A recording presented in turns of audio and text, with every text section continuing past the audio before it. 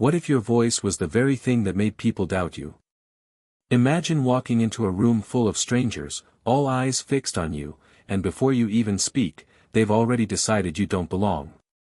That was Mia Torres's reality on her very first day as a lawyer at one of Chicago's most prestigious law firms. She stood tall in her crisp navy blazer, heart pounding, palms slightly sweaty, ready to make her mark, but all she could hear was the silent judgment behind her strong Latina accent. The courtroom was packed, buzzing with anticipation as the witness on the stand prepared to testify. Mia had spent months preparing this case, her first big opportunity to prove herself, but now, with the judge and jury watching, everything felt suddenly fragile. Then it happened. The witness, a slick man with a smirk, said, "I can barely understand you when you talk.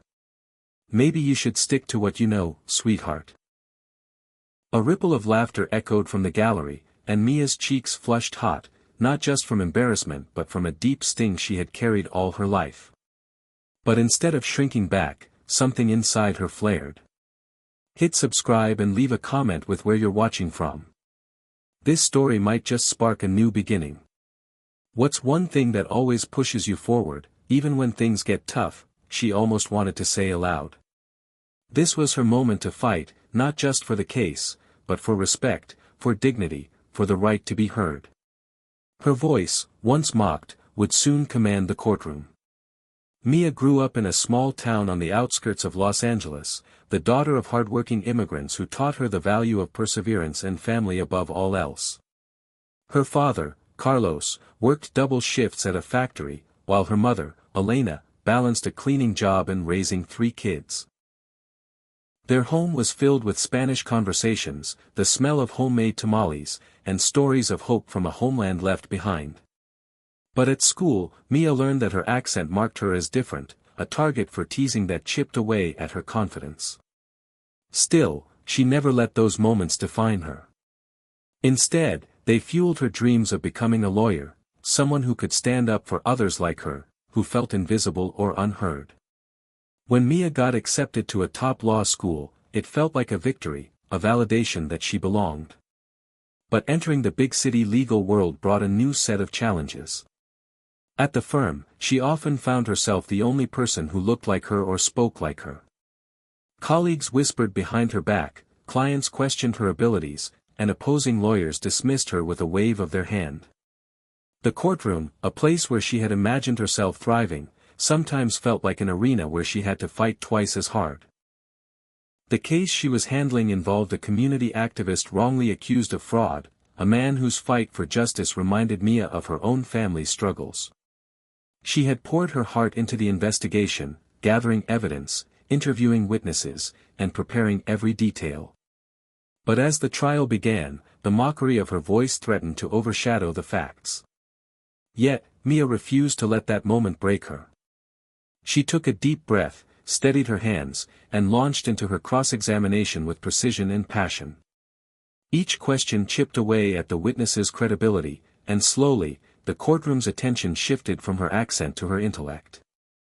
The tension was electric, she could see the surprise in the eyes of her opponents and the jury. This was more than just a legal battle, it was a fight to reclaim her identity and prove that her voice mattered. As she spoke, memories flooded back. The teasing in the schoolyard, the quiet moments of doubt, the encouragement from her parents reminding her she was strong enough. The courtroom, once a place of fear, became her stage. When she finished, a heavy silence filled the room, followed by a smattering of applause from the spectators. Mia's heart soared. She had turned the tide.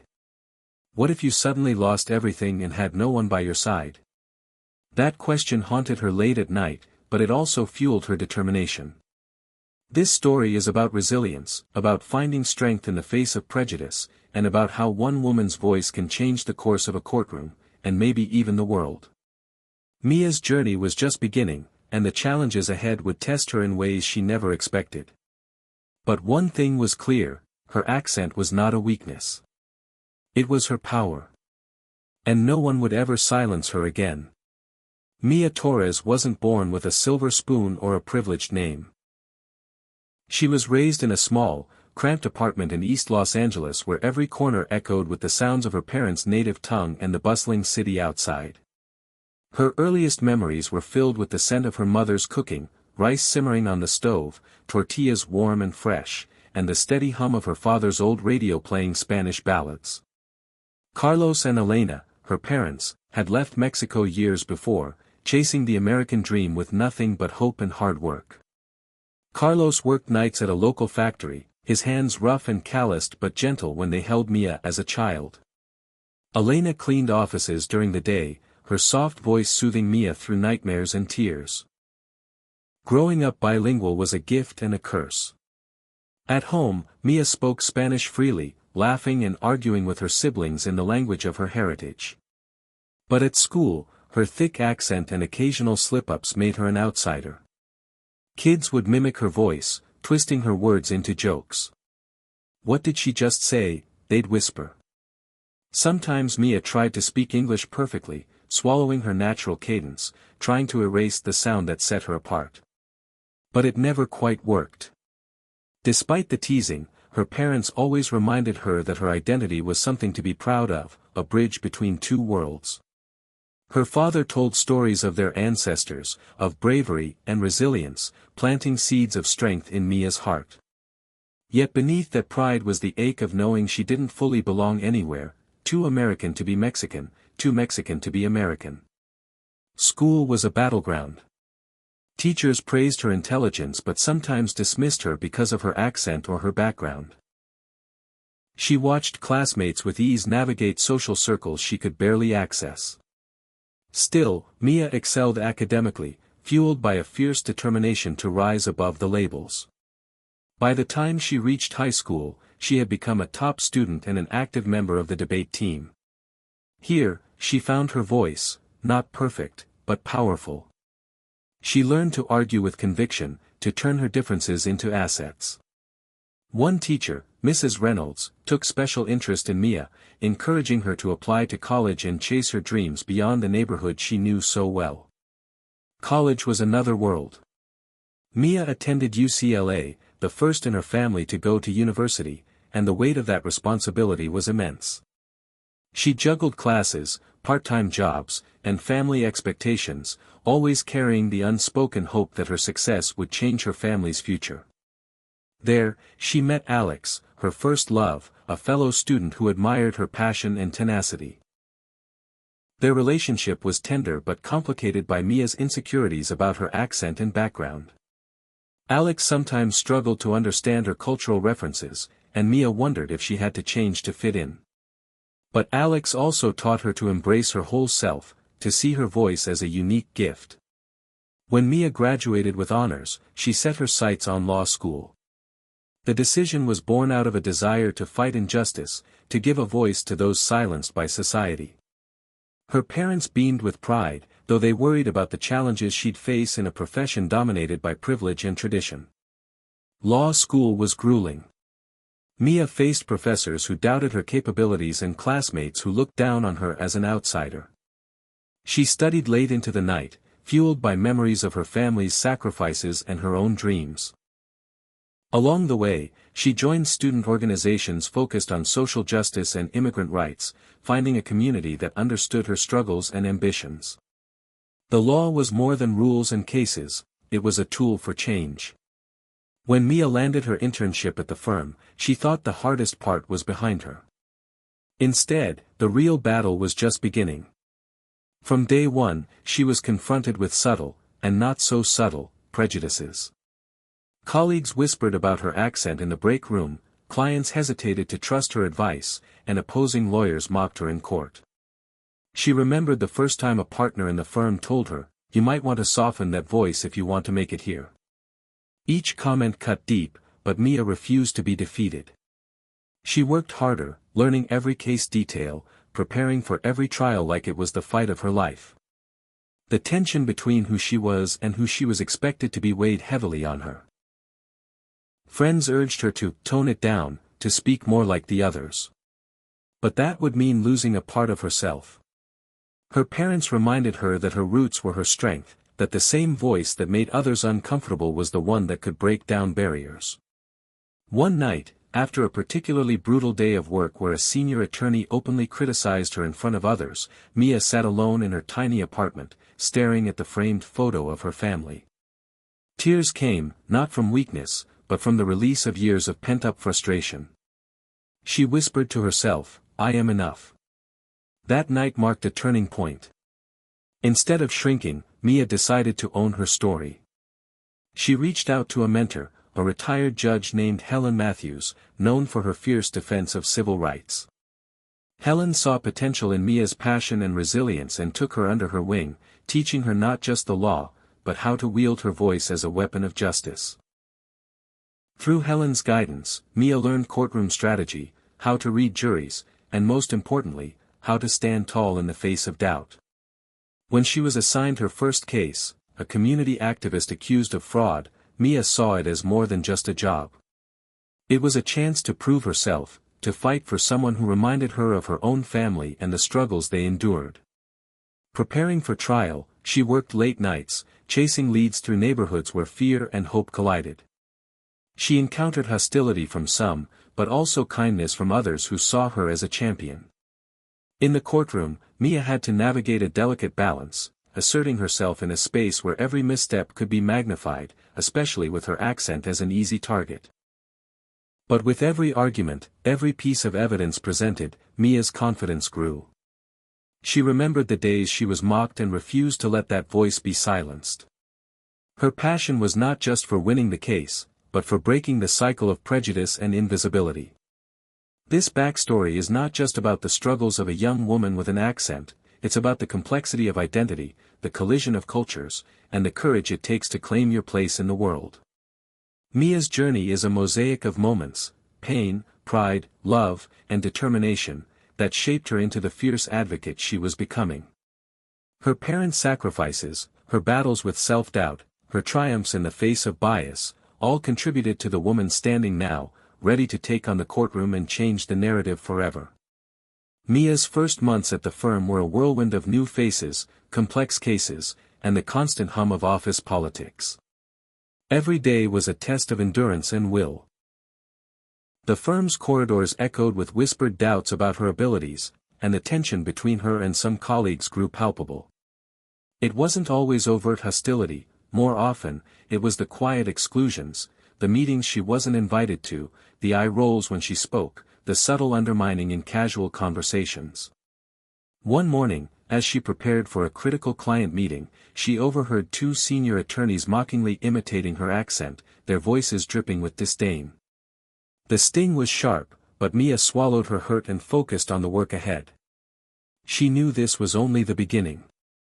Her case involved Juan Martinez, a passionate community activist wrongly accused of embezzlement. Juan had dedicated his life to fighting for affordable housing in Chicago's underprivileged neighborhoods, making enemies among powerful developers and politicians.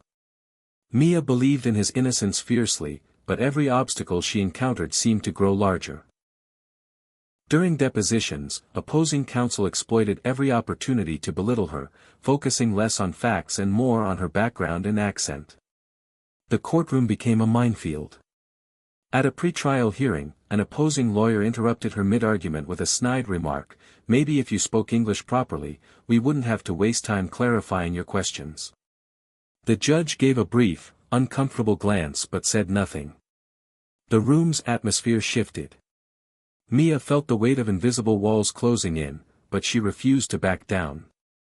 Outside the courtroom, Mia faced other battles. A respected partner at the firm, who had initially shown interest in mentoring her, began to distance himself after a client questioned Mia's capabilities. The partner's coldness was a quiet betrayal that cut deeper than the mockery. She confided in Helen Matthews, her mentor, who reminded her that prejudice often hides behind professional facades. "You're here because you earned it, Mia. Don't let anyone tell you otherwise." Still, the tension affected Mia's confidence. Doubts crept in during sleepless nights, especially when her voice trembled under pressure. But in moments of despair, memories of her parents' sacrifices and her childhood determination reignited her fire. Her colleagues' disrespect wasn't just about her accent, it was about a system that resisted change and diversity. One day, During a strategy meeting, Mia proposed a line of questioning that could expose key inconsistencies in the prosecution's case. Her suggestion was met with skepticism, some even dismissing it outright. Yet when she insisted, the lead attorney reluctantly agreed. To everyone's surprise, the tactic worked, turning the trial in their favor for a moment. The small victory was a glimmer of hope in a sea of adversity. But just as things seemed to improve, another blow came. A key witness for the defense, under pressure from opposing forces, recanted his testimony at the last minute. The courtroom buzzed with shock, and Mia felt helpless. This was the first major climax, the moment when the case, and her belief in justice, seemed to unravel. Yet amid this turmoil, friends from the community rallied around her. Activists, neighbors, even some unexpected allies from the firm reached out with support and encouragement. This wave of hope lifted Mia's spirits and reminded her she wasn't alone. She regrouped, re-examined evidence, and found a new lead that could turn the case around again. The courtroom battles grew fiercer, each side delivering powerful blows. Mia's resolve was tested repeatedly. Every insult, every dismissal, every setback was met with grit and renewed determination. But just when she thought she could see the light, another crisis struck. The opposing counsel accused her of bias, using her background against her, turning the jury's attention away from facts to her identity. The tension peaked again. This second climax pushed Mia to her limits. Yet in this dark moment, a surprising ally emerged, one of the senior partners, moved by her unwavering dedication and undeniable skill, publicly defended her in a firm meeting, condemning the subtle discrimination she faced. This show of support sparked a shift in the office environment. Slowly, the tide began to turn. Mia's rising conflict was a mix of external battles and internal struggles. She fought not only for her client but for her right to be respected as a competent professional with a unique voice and identity. The climax, rhythm of her journey kept her on edge. Just as she faced near defeat, moments of encouragement appeared, giving her strength to fight the next challenge. By the end of this chapter, Mia was no longer just a young lawyer trying to fit in. She was becoming a force to be reckoned with, a woman who would use every setback as fuel to rise higher. The courtroom was not just a place of law, it was the battleground where she claimed her identity and dignity. Mia's story was far from over, but the rising conflict had forged her into someone stronger, ready to face whatever came next. The days following the witness's recantation were a blur of movement, frustration, and quiet determination. Mia barely slept. Her apartment became an extension of her office, papers strewn across the dining table, case files covering the couch, her laptop constantly open with a dozen tabs active at once. The prosecution had landed a devastating blow, and she could feel the tide of public opinion shifting. News outlets were picking up the story, questioning the legitimacy of Juan Martinez's claims of innocence. Even some people in the community began to wonder if the accusations held merit. Mia knew that if she didn't act quickly and decisively, the case would slip through her fingers, and with it, the hope of everyone who believed in Juan's fight. She decided to go back to the beginning. She pored over every statement, every document, every thread of evidence they'd gathered in the early days. Something felt off about the witness's sudden reversal. He had been adamant before, certain of what he'd seen, confident in Juan's integrity. Then, without warning, he claimed it had all been a misunderstanding. Mia's instincts told her he'd been pressured, but by whom, and how? One name kept appearing on the periphery. A shadowy real estate developer with deep ties to city officials and a long history of backdoor deals. This man, Henry Lott, had much to gain from Juan's downfall. If Juan lost credibility, the housing projects he'd opposed for years would push through with minimal resistance. Mia needed more than a theory, she needed proof. She left the comfort of her office and stepped back into the streets where Juan had spent his life organizing protests and helping tenants fight evictions. The neighborhoods were worn and tired, but they held stories in every cracked sidewalk and boarded-up storefront. Mia talked to residents, old friends of Juan, shop owners, local pastors, anyone who might have seen something, heard something, or been told to stay quiet. She found a young man, Luis, who worked as a janitor at the office where the recanting witness had met with unknown individuals just days before changing his story. Luis was nervous, looking over his shoulder constantly, but eventually admitted to overhearing part of a conversation. He didn't know names, but he described threats, promises of money, and warnings that Juan needed to be put in his place. Mia's heart raced. This was it. If she could connect the dots, she could prove witness tampering, and possibly corruption. With Helen Matthews's guidance, Mia worked to secure an affidavit from Luis, careful to protect him from retaliation. They brought in an independent investigator who tracked down communications between Henry Lott's firm and the witness. Bit by bit, the truth began to surface. Mia took her findings to the lead partner at her firm, hoping he would finally see the gravity of the case and support her. He reviewed the documents silently, then looked up at her with a mix of surprise and admiration. "You've got something real here," he said. "Take it to court." This moment marked a turning point. Mia was no longer the junior associate trying to prove herself, she was leading a case that could explode into a citywide scandal. The courtroom, once filled with dismissive glances and subtle sneers, now watched her with a different kind of attention. There was tension, yes, but also respect. In a pre-trial motion, Mia filed an official accusation of witness intimidation and requested the judge allow her to present the new evidence. The opposing counsel, red-faced and flustered, scrambled to deny everything, but the judge allowed the motion to proceed. It was the first legal victory Mia had earned on her own terms, and it tasted like justice. Media coverage of the case intensified. Interviews, articles, opinion pieces. Suddenly, everyone wanted to know more about the young Latina lawyer who had uncovered a possible conspiracy to silence a community leader. Mia, never one to chase the spotlight, felt the weight of this attention. Every word she spoke was analyzed, every appearance scrutinized. But instead of shrinking, she stood taller, her voice steadier. The journey wasn't just legal anymore, it was personal, emotional, transformative. She was no longer just defending a client, she was challenging a system. Still, there were threats.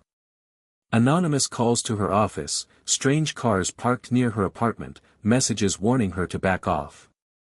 Fear crept in during quiet moments, but she remembered her parents' bravery, her community's resilience, and her own promise never to be silenced. She installed security cameras, changed her routine, and kept pushing forward.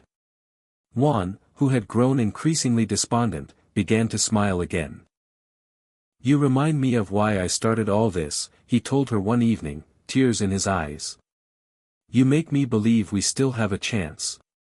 As the trial resumed, Mia walked into the courtroom each day with calm resolve. She wore her accent proudly now, speaking clearly and confidently, knowing every syllable carried the weight of truth. When she cross-examined the recanting witness, her questions were razor-sharp. She presented phone records, financial documents, and Luis's testimony, building a narrative so compelling even the most skeptical jurors leaned in. The opposing side faltered, caught off guard by the sheer depth of her preparation and the force of her conviction. One day, as she delivered an impassioned argument before the judge, she saw something she hadn't seen before, admiration in the eyes of her detractors.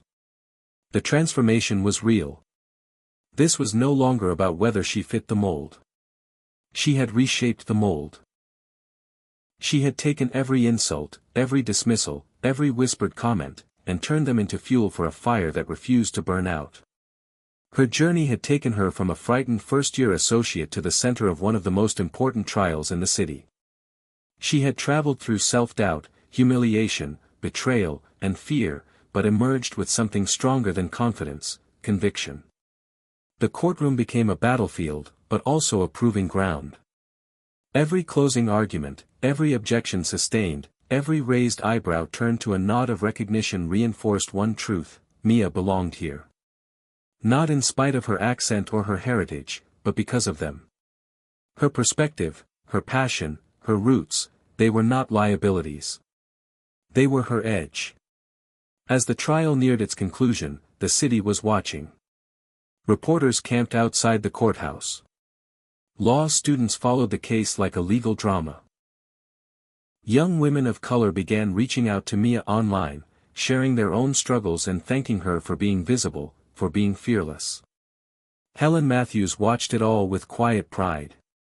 "You've started something, Mia," she said one afternoon. "And it's bigger than this case." Mia nodded, fully aware that this journey wasn't just hers. It was for every person who had ever been mocked for the way they spoke, who had been told they weren't enough, who had walked into rooms and felt like imposters. She hadn't just taken on a courtroom. She had taken on a culture of silence and reshaped it into something powerful and enduring. Hit subscribe and leave a comment with where you're watching from. This story might just spark a new beginning. What's one thing that always pushes you forward, even when things get tough? The final week of the trial arrived with an air so tense it seemed to bend the very walls of the courtroom inward. Reporters filled the gallery, sketch artists captured every angle of the judge's expression, and social media buzzed with speculation about what would happen next. Mia Torres stood at the center of it all, not just as an attorney anymore, but as the beating heart of a legal battle that had grown far beyond the confines of the case file. Her every word was now history in the making. Juan Martinez sat beside her, his hands clasped tightly, a man who had once led marches now quietly relying on Mia to fight for the truth he could no longer prove on his own. The opposing counsel was visibly tense, trying to maintain composure, but the cracks had started to show. Every piece of evidence Mia had presented over the past 2 weeks had chipped away at their case, the phone logs showing late-night calls between their star witness and a known associate of Henry Lott, the bank transactions revealing unexplained payments, the sworn affidavit from Luis detailing what he'd overheard. Still, the defense had one last weapon, and they used it on the second-to-last day of trial, a witness from within Juan's own organization, someone who claimed Juan had once joked about misusing funds during a team retreat. It was flimsy, a last-ditch effort to stir doubt in the jury, but it landed hard. The courtroom shifted. Jurors whispered to one another. Mia felt the floor tilt beneath her, the ground she had so carefully built starting to tremble. That night, she returned to her apartment and collapsed on the couch, not from exhaustion but from heartbreak. She'd done everything right. She'd followed every rule, chased every lead, exposed every lie. And still, it might not be enough. She scrolled through the messages flooding her inbox, young women thanking her, immigrant parents praying for her, strangers offering support, but one message stood out. It was a short video from her mother, Elena, filmed by Mia's younger brother. In it, her mother stood in front of the old family stove, wearing her favorite floral apron, stirring a pot of arroz con pollo. "Mija," she said, voice soft but unshakable, "I know this feels heavy, but remember, you come from women who lifted babies and scrubbed floors and never stopped believing. You don't need to be perfect. You just need to be true." Mia watched the video 3 times. Her mother's words didn't just comfort her, they anchored her. She stood up, wiped her eyes, and returned to her files. The closing argument was her final chance. It had to be perfect, not in form, but in impact. She would not speak like someone pretending to be what the court expected. She would speak like herself. The next morning, the courtroom was so silent it seemed to be holding its breath. Mia stood, walked to the center of the room, and looked directly at the jury. "Before I speak to you as a lawyer," she began, "I want to speak to you as a daughter, a woman, a person who understands what it means to be underestimated." There was no objection. No one moved. She continued, voice steady, deliberate. "I have spent this trial showing you the facts, the evidence, the connections that reveal the truth about the charges against Mr. Martinez. But today, I'm asking you to see beyond paper. To see the people." She told them about Juan's years of service, the tenants he helped keep in their homes, the children he mentored, the nights he spent walking the streets to protect families from wrongful eviction. She paused, letting silence hang in the air before delivering her next words. "Yes, I have an accent. Yes, I speak with a voice shaped by my family, my culture, my life. But that voice has told the truth from the beginning.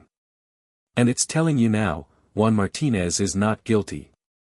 He is being silenced because he is effective. Because he speaks for those who are never heard. Then came the moment she hadn't planned. She looked toward the jury and asked, "Do you know what it feels like to be mocked for the way you speak? To have your voice twisted into something ugly?" "I do. And I can tell you, it doesn't break you. It reveals who you are." There was no sound in the room except the faint hum of the overhead lights. Mia continued, "This case was never just about money. It's about who gets to speak and who gets silenced. About whose voice counts. About truth." When she sat down, the gallery erupted, not in applause, but in something deeper. A kind of reverent silence. Even the judge looked visibly moved. The emotional climax of the trial had arrived, and Mia had not just delivered a closing argument, she had delivered a reckoning. The jury was dismissed to deliberate. The waiting began. Hours passed. Then a day. Then another. Mia barely ate. She couldn't sleep. She spent time with Juan, reminding him of everything they'd fought for. On the third day, the jury returned. The court reconvened. Everyone rose. The foreperson handed the paper to the bailiff, who delivered it to the judge. Time slowed. In the case of the People versus Juan Martinez, the judge read, "We find the defendant not guilty on all counts." Gasps filled the room, followed by tears, then cheers. Juan collapsed into his seat, sobbing. Mia stood frozen for a moment, the words sinking in, then allowed herself a deep breath, her eyes welling as she turned to hug him. She had done it. They had done it. But the victory wasn't just legal. It was spiritual. It was the reclaiming of a voice, the right to stand unashamed in a space that had once tried to push her out. As Mia left the courtroom that day, reporters swarmed her. Flashbulbs popped, microphones stretched toward her. But instead of giving a rehearsed statement, she looked directly into a camera and said, "To anyone who's ever felt like their voice didn't matter, this is for you. Speak anyway. Speak louder." Her words echoed through news outlets and social media, turning her into more than a lawyer. She had become a symbol. That night, back at home, she opened a bottle of wine she'd been saving since law school graduation. She sat on the floor, glass in hand, staring at the ceiling. Not in exhaustion, but in reflection. She had fought the system, challenged injustice, and found her own strength in the very thing others had told her to change. And now, she was ready for what came next, not as someone trying to fit in, but as someone ready to lead. The celebration after the verdict was quiet, intentional. Mia didn't want a grand party or champagne-soaked headlines. What she wanted, what she needed, was stillness, to absorb what had just happened, to feel the full weight of everything she'd carried and everything she'd released. The trial was over, the victory secured, but the journey had changed her so deeply that returning to who she was before seemed impossible. She stood alone at the top of her apartment building that evening, looking out over the city skyline as the wind tugged gently at her hair. Chicago was loud and restless beneath her, alive with millions of voices, some shouting, some whispering, all trying to be heard.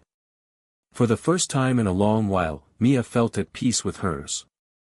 The case had catapulted her into public attention, and though she hadn't sought fame, it arrived anyway. Journalists called her the firebrand attorney who turned a courtroom upside down, and social media lit up with praise, hashtags bearing her name trending alongside calls for reform. People wanted to know who she was, what drove her, how she found the courage to stand tall when so many had tried to make her feel small. But Mia knew that what happened in that courtroom was not just her story. It was her parents' story. It was every immigrant who'd been told they didn't belong. It was every first-generation student who questioned if they were good enough. And it was every woman who'd ever been silenced in a room full of men. That weekend, she visited her family in Los Angeles. Her parents welcomed her with open arms, and for the first time in months, Mia felt the tension leave her body entirely. Elena cried as she watched the news segment that played her daughter's closing argument. Carlos grunted through his emotion, trying not to show his tears, but Mia saw them anyway. Her younger siblings looked at her differently now, not with admiration, but with the recognition that their sister had made history. Over dinner, her mother pulled her aside, placed a hand on her shoulder, and said in Spanish, "Mija, you didn't just win a case. You showed the world what our voice sounds like." Those words stayed with Mia. Back in Chicago, the aftermath of the trial created waves. Henry Lott, the corrupt developer, faced an independent investigation. The witness who'd recanted under pressure was subpoenaed again, this time under threat of perjury. And Juan Martinez, cleared of all charges, returned to his work with a newfound sense of purpose. He and Mia kept in touch regularly. They weren't just attorney and client anymore. They were allies, bonded by fire, by justice, by faith. Mia returned to the firm with her head high, her place no longer in question. The same partners who once whispered about her behind closed doors now invited her into meetings, asked her for input, even suggested her name for partner-track discussions. But Mia didn't forget. She didn't forget the isolation, the quiet mockery, the long hours wondering if she was the only one fighting to stay afloat. And because of that, she began mentoring new hires, especially women of color, first-generation professionals, and anyone who felt the way she once had, unseen, unheard, uncertain. She started small, coffee chats, resume reviews, late-night phone calls, but the ripple effect was immediate. Mia found herself surrounded by a growing circle of young attorneys who looked to her not as a savior, but as a mirror. If she could rise, so could they. Helen Matthews, her beloved mentor, retired that year. At her farewell celebration, she took Mia's hands and said, "I'm leaving this world of law in good hands. You're not just a lawyer, Mia. You're a lighthouse." The words hit like thunder. A lighthouse. Something strong and rooted, something that shines even when the sea rages. Mia carried that metaphor with her everywhere. She wrote it on a sticky note and placed it inside her desk drawer. On difficult days, she'd open it, breathe, and remember that her strength wasn't in perfection, it was in perseverance. But not everything was smooth. Mia still faced criticism from those who saw her outspokenness as arrogance. Some within the legal community viewed her rise as a political act, not a professional one. She received hate mail, threats, even social media campaigns trying to discredit her. But by now, she was no stranger to resistance. She read every line and then tossed it into the trash, where it belonged. She didn't fight for applause. She fought for change. As the months passed, Mia began to receive invitations to speak at law schools, community events, panels about justice and diversity. She stood before hundreds of students and told her story not as a polished narrative, but as a raw truth. "I was mocked for my accent," she would say. "And that almost stopped me. But I chose to turn their noise into my fuel. I chose to believe that my voice mattered, because it does. And so does yours." Her speeches went viral. Not because they were rehearsed or flashy, but because they were real. Young women from across the country messaged her daily, some crying, some inspired, all grateful.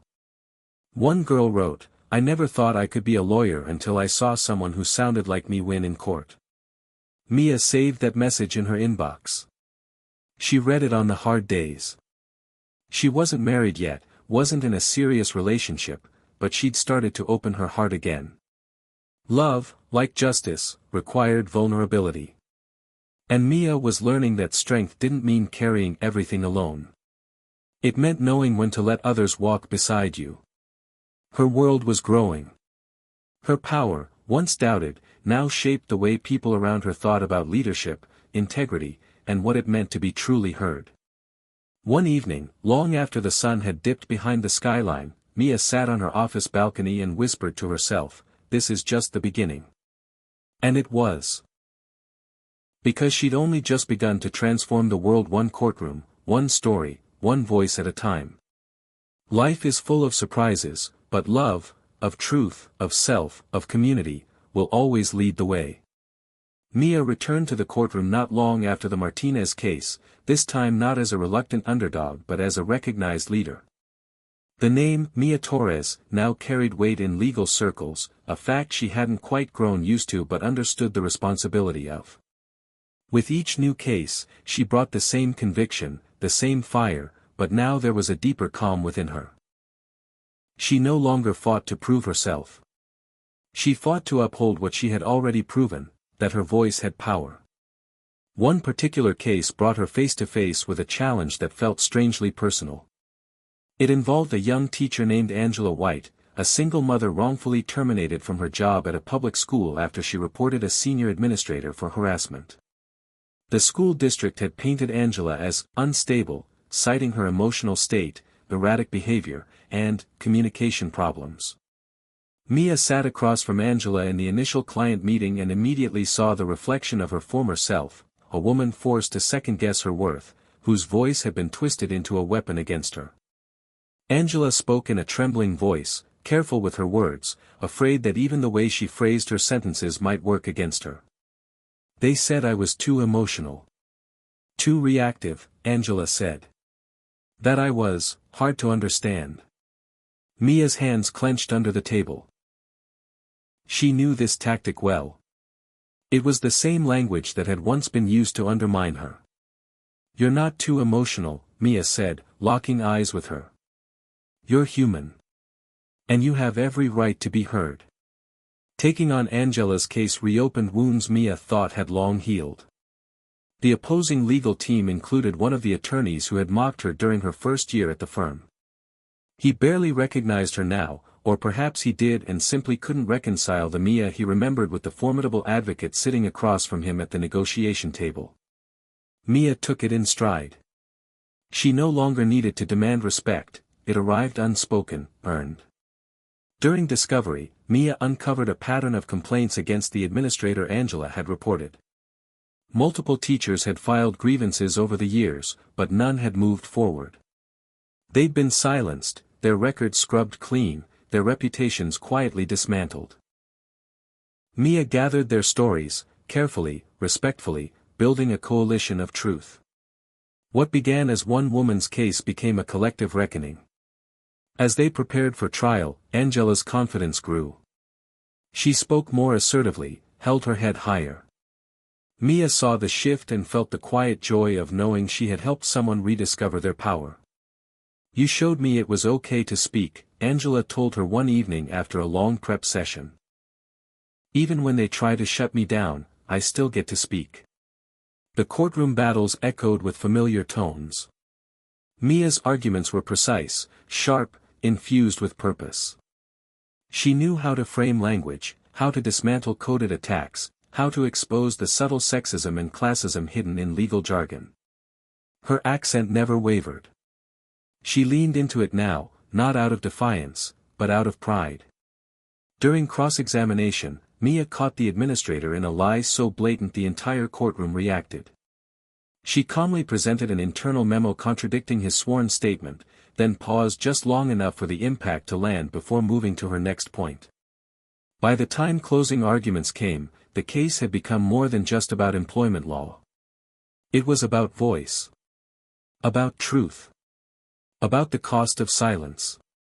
Mia stood before the jury and told them plainly, "How many women have to lose their jobs, their dignity, before we stop pretending this system protects them?" Angela White didn't lose her position because she was unfit. She lost it because she refused to stay quiet. The jury deliberated for 2 hours. Their decision, Angela was to be reinstated, awarded damages, and the administrator placed under formal investigation. Mia smiled, but not for herself.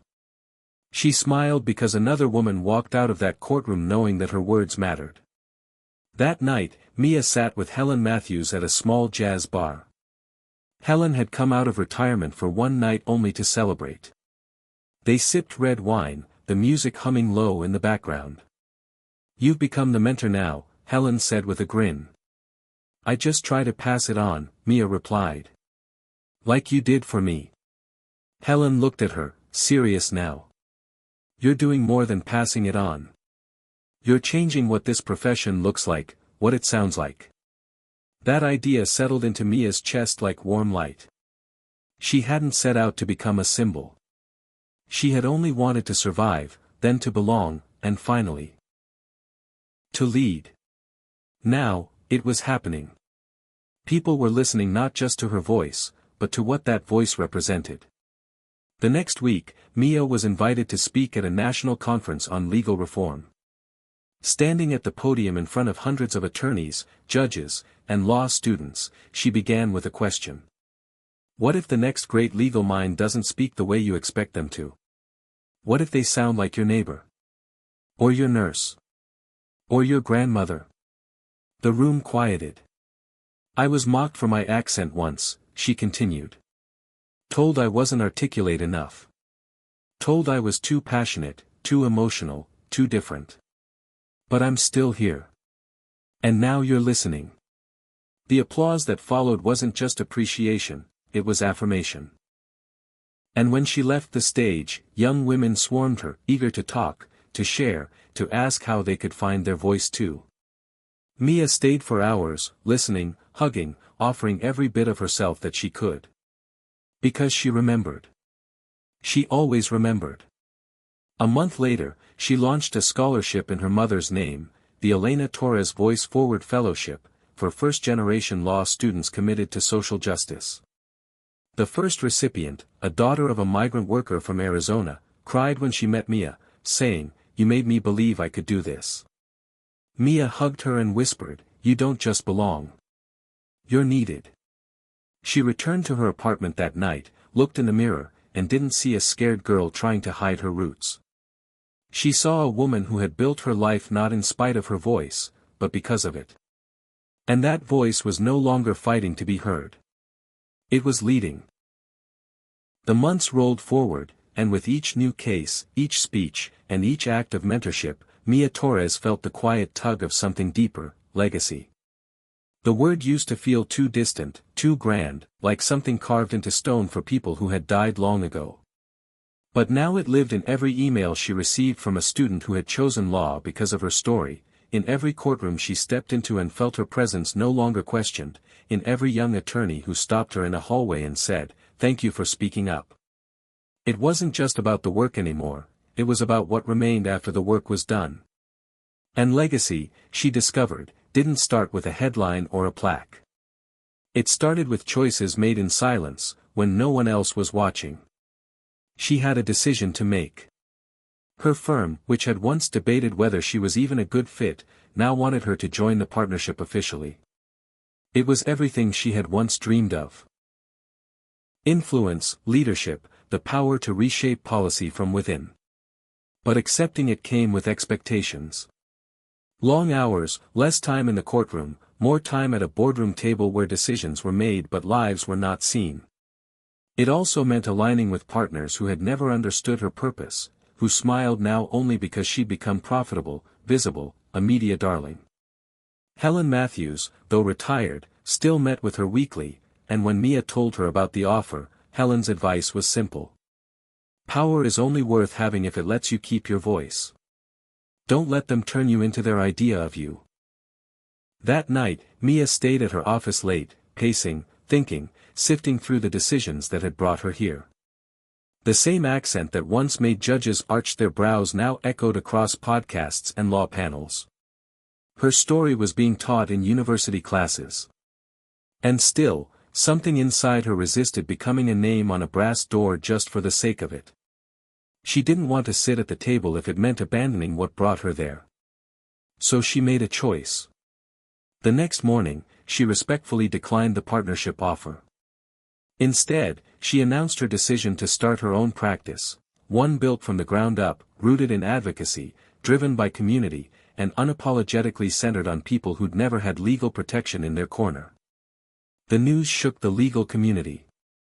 Some called it career suicide. Others called it brilliant. Young lawyers lined up to interview for spots on her founding team. Former clients wrote testimonials. Law blogs featured headlines like, "The voice that wouldn't be silenced is now building its own stage." Mia named the firm Voz Legal, Spanish for voice. Its mission was printed in bold on every letterhead: "We fight for those told to stay quiet." The office was modest, exposed brick, second-floor space above a community arts center, mismatched furniture donated by friends. But the energy inside was electric. Every person on staff had a story, a reason, a fire. And Mia led them not from behind a desk, but from beside them, reviewing filings, attending hearings, offering guidance without ego. The first major case Voz Legal took was against a powerful insurance company that had denied life-saving coverage to hundreds of working-class families, many of them immigrants.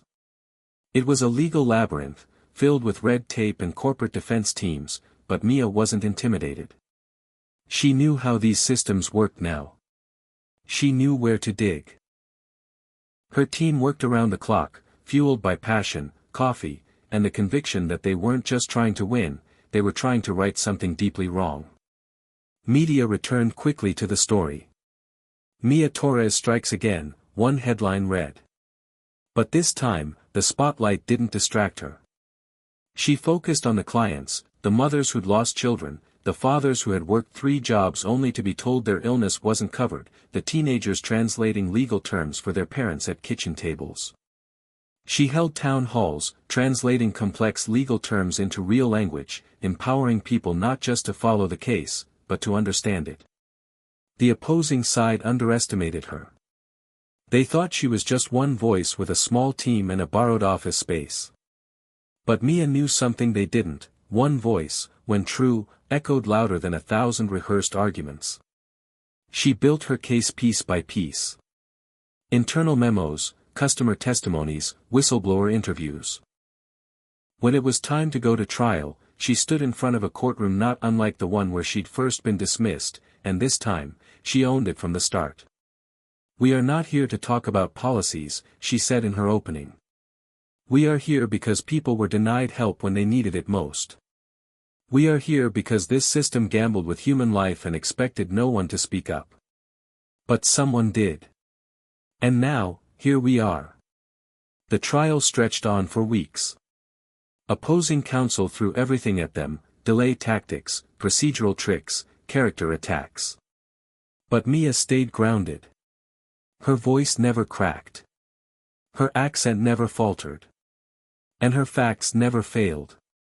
When the verdict came, finding in favor of the plaintiffs and ordering the insurance company to pay damages and enact policy changes, Mia didn't celebrate. She exhaled. Another silence broken. Another voice restored. As the firm grew, Mia made sure it never lost its soul. She implemented policies most firms ignored. Mental health days, paid time for volunteer legal work, language access programs for clients.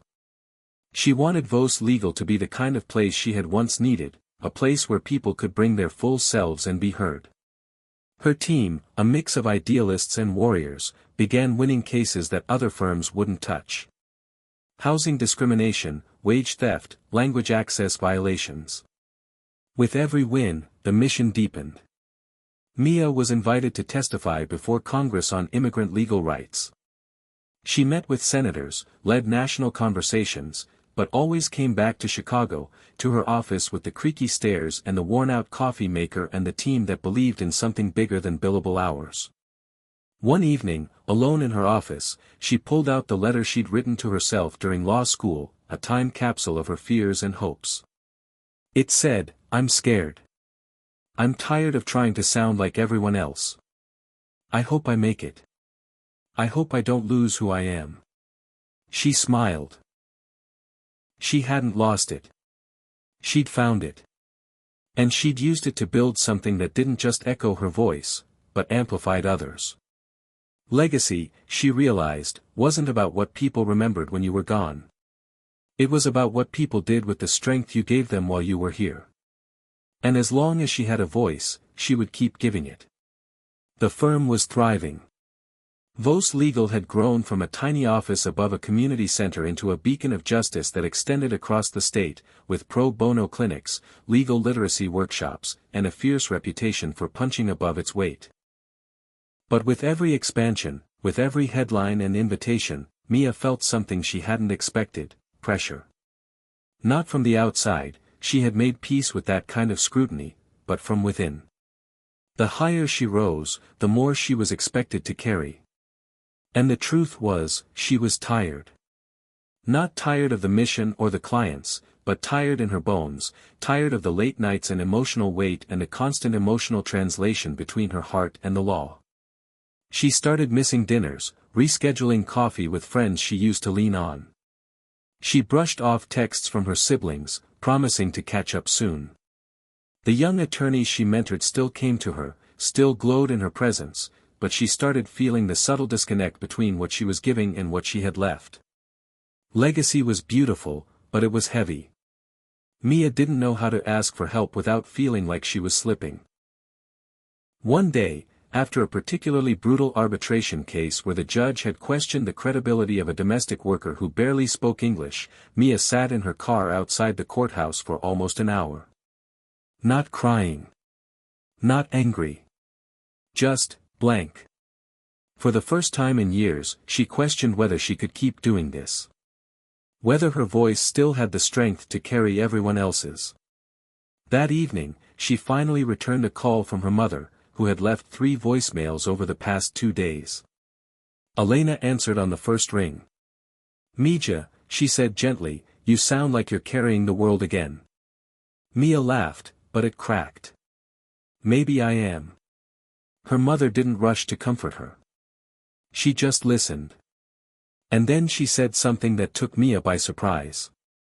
"You know, sometimes even Lorena needs to put down the crown for a while. It doesn't mean you stop being queen. It just means your head needs a rest." Mia sat with that. Put down the crown. She'd worn it so long she'd forgotten it wasn't supposed to be welded to her skull. She decided to take a short sabbatical. Just 3 weeks. No courtrooms, no panels, no interviews. Just space. She traveled to a small town outside Santa Fe where no one recognized her name and stayed in a cottage with a porch that overlooked the desert. She hiked. She read books that had nothing to do with law. She wrote letters by hand. She allowed herself to sleep without setting an alarm. On the 5th day, she found a tiny bookstore owned by a retired civil rights lawyer named Belinda. They struck up a conversation, and before long, they were sitting on a bench outside, talking like old friends. Belinda had walked away from litigation years earlier and now dedicated her days to mentoring women through quiet conversations and curated stories. "There's a difference between being a torchbearer and setting yourself on fire," Belinda told her. "You don't owe your spirit to the world just because it's bright. Sometimes you need to keep a little warmth for yourself." That night, Mia wept. Not out of sadness, but out of recognition. She'd spent so long trying to be everything for everyone that she'd started to vanish beneath her own image. The public face of justice. The perfect immigrant success story. The voice that could never crack. But she wasn't a statue. She was a woman. A deeply feeling, stubborn, brilliant woman who still missed her grandmother's arroz con leche and still had dreams outside the courtroom. She returned to Chicago with a lighter heart. She sat her team down and, instead of giving instructions, shared honestly, "I love this work. But I need to find a way to do it without losing myself in it. I hope you'll walk with me as I figure that out." To her surprise, they didn't just accept her vulnerability, they were relieved by it. It gave them permission to be honest too. One attorney admitted she hadn't seen her parents in over a year because she didn't want to seem less committed. Another confessed to panic attacks before every big hearing. That meeting changed the firm. They built in monthly wellness days. They started team circles where they talked not just about the law, but about life. And for the first time since founding Vos Legal, Mia felt like she could breathe in her own creation. She found herself reconnecting with family. She visited her niece's dance recital, FaceTimed her grandfather regularly, and even signed up for a Spanish poetry class on Saturday mornings. And when she stepped back into the courtroom, it wasn't out of obligation, it was out of choice. Her voice was clearer than ever, not just because it had rested, but because it had rediscovered joy. Her next big case was personal. A community organizer from her old neighborhood, someone who had once delivered groceries to her family when her father was injured, was facing criminal charges after a protest turned violent. The prosecutor painted him as an instigator, a threat to public safety. But Mia knew better. She took the case herself. Not for the press. Not for the win. But for the principle. In court, she did what she always did, she told the truth with power. But this time, something was different. She wasn't pushing through fatigue. She wasn't forcing strength. She was simply there, fully present, her voice ringing out not because she had to shout over doubt, but because she finally believed every word she said. The judge's ruling came swift and strong, charges dropped, defendant cleared. The organizer hugged her outside the courthouse and said, "You saved me." Mia shook her head gently. "No. I just reminded them you mattered." Walking home that night, she passed by a mural in Pilsen, a painting of a young girl in a courtroom, standing tall, her hair braided, her mouth open mid-speech, a city skyline behind her. At the bottom, it read, "Speak anyway." She stared at it for a long moment, realizing it was based on her. She hadn't known. She didn't need to. The message had always been bigger than her. But still, she smiled. Because in the end, that was the legacy she wanted, not fame, not power, not reverence. Just the echo of her voice in the courage of others. The crown didn't feel so heavy now. Because she no longer wore it for approval. She wore it with choice. With grace. And with the quiet, steady knowledge that her voice had helped others find their own. It was spring again in Chicago, the air alive with a mix of renewal and noise. Children shouted in parks, the L rumbled overhead, and the city buzzed with that chaotic kind of joy only found after a long winter. In the heart of this season, Mia Torres stood behind a podium at Northwestern Law School, where she'd once felt like a ghost among sharper voices. Today, she was delivering the commencement speech. She looked out over hundreds of graduates in caps and gowns, faces brimming with pride, anxiety, ambition. She could see pieces of herself in all of them, the girl who had once whispered her name instead of announcing it, who had learned to edit her story to fit the room. But now, she was here not because she had changed herself to belong, but because she had refused to. "When I started law school," she began, her voice firm but warm, "I spent most of my energy trying to sound like everyone else. I thought if I could flatten my accent, soften my passion, maybe they'd let me in." The audience leaned in. "But here's what I learned, belonging isn't something you earn by hiding. It's something you claim by standing." She told them about the mockery, the struggle, the fear that her voice would be her undoing. Then she told them how it became her superpower. "You will walk into rooms where people don't expect you to belong. Don't shrink. Walk in anyway. Speak anyway. Even when your voice shakes. Even when it's the only one. Especially then." The crowd erupted in applause. But Mia didn't feel pride the way she once had.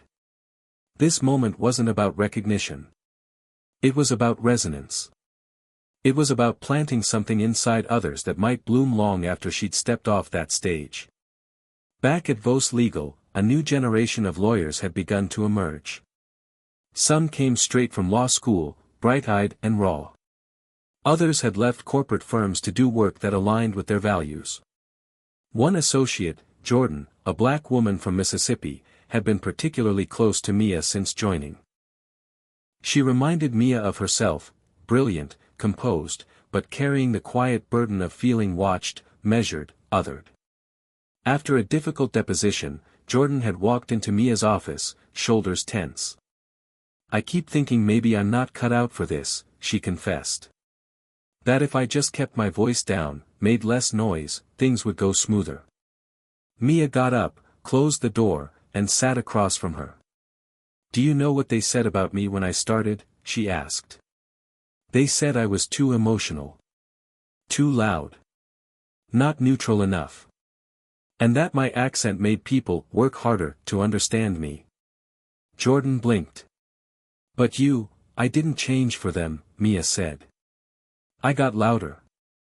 Clearer. I turned every insult into fuel. Not to prove them wrong, but to prove myself right. Jordan exhaled. Thank you. Mia smiled. Don't thank me. Just don't stop speaking. Over the next year, Vos Legal expanded to 2 new cities. Mia became less of a daily fixture and more of a guide. She stepped into the role she once feared, not the one at the front of the courtroom, but the one behind the curtain, lifting others into the light. She still took on special cases, ones that struck a nerve or needed her fire, but she also made space for others to rise. When her face appeared in Time magazine under the headline "The Advocate Who Redefined Justice," she laughed. She forwarded it to her mother with a note, not bad for the girl who was told to sit down. Elena called her in tears, voice thick with emotion. Mija, your abuelo would have been so proud. That night, Mia pulled out a photo of him, sitting on their porch, reading a Spanish newspaper, his brow furrowed, his hands calloused. He never made it past the 4th grade, but he had always told her, your voice is your gift. Don't waste it. She whispered to the photo, I didn't.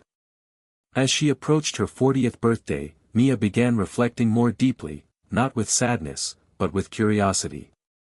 What comes after the fight? What becomes of a voice once it's heard? One weekend, she returned to her old neighborhood for a community forum. The building where she used to study had been turned into a resource center. Kids ran through the halls, teenagers worked on college applications, parents sat in legal workshops led by young attorneys Mia had once mentored. She gave a short talk, and afterward, a young girl no older than 10 came up to her. Are you the lady from the mural? She asked. Mia smiled. I am. The girl stared at her, wide-eyed. I want to be like you. Mia knelt down, eye level. You already are. Just keep using your voice. Even if they don't listen the first time. The girl nodded solemnly. Mia walked away blinking back tears. It wasn't about being admired. It was about being multiplied. And she could feel it, her voice echoed now through dozens, maybe hundreds, of others. That was the real victory. Not the court wins. Not the titles. But the chorus that had grown out of her solo.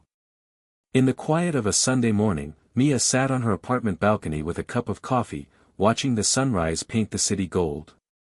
Her phone buzzed, an email from a former client, now studying law. You changed my life, it read. Not because you won my case, but because you made me believe I mattered. Mia closed her eyes and breathed it in. That was enough. She didn't need to climb any higher. She didn't need another microphone. She had built something that could stand without her. And she had done it without changing who she was. She was the girl with the accent. The daughter of immigrants. The woman who once whispered in classrooms and now spoke in courtrooms, in Congress, in living rooms across America. She had been mocked. She had been doubted. She had been underestimated. But she had never been silenced. Her story was proof that sometimes the very thing they try to shame you for is the thing that will set you free. As the wind moved through the city, she whispered a final thought to herself, a truth she knew now with absolute clarity: life is full of surprises, but love, in its fiercest and most faithful forms, will always lead the way. And with that, Mia stood up, finished her coffee, and walked back inside, not to rest, not to retreat, but to begin again. Because the echo of one voice, spoken boldly, spoken truly, never really ends. It just finds new voices to carry it forward. Hit subscribe and leave a comment with where you're watching from. This story might just spark a new beginning. What's one thing that always pushes you forward, even when things get tough?